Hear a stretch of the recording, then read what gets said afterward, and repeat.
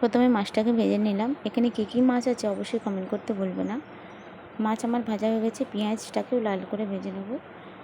পেঁয়াজটা ভাজা হয়ে গেলে আদা রসুন লঙ্কা বাটা দিয়ে একটু ভালো করে ভেজে নেব। তারপরে লঙ্কা গুঁড়ো হলুদ গুঁড়ো ভালো করে ভাজা হয়ে গেলে একটুখানি জল দিয়ে কষিয়ে নিয়ে তেল ছেড়ে গেলে প্রয়োজন মতন জল দেবো। জল দিয়ে মাছ কটা বিছিয়ে ধনেপাতা কটা দিয়ে ফুটিয়ে নামিয়ে নেব।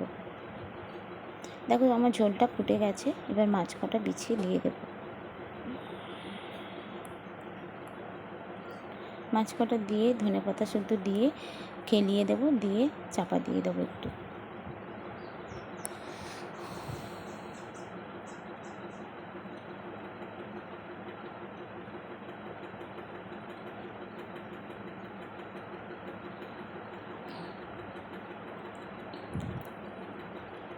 মাছ কটা বিছিয়ে দেওয়া হয়ে গেছে।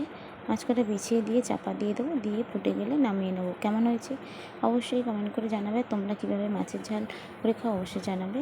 এটা হলো বাঁধাকপিতে চিংড়ি মাছের তরকারি, মাছের ঝাল আমার কমপ্লিট।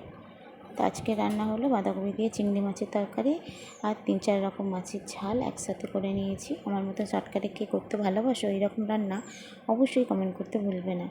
আর প্রেসারে একটু মুসুরির ডাল আর 2 পিস কুমড়ো সিদ্ধ করে নিলাম। আমার মতন কে এরকম সিদ্ধ করে নাও অবশ্যই জানিও। কেমন হয়েছে আজকে রান্নাগুলো অবশ্যই কমেন্ট করতে ভুলবে না। শুভ দুপুর।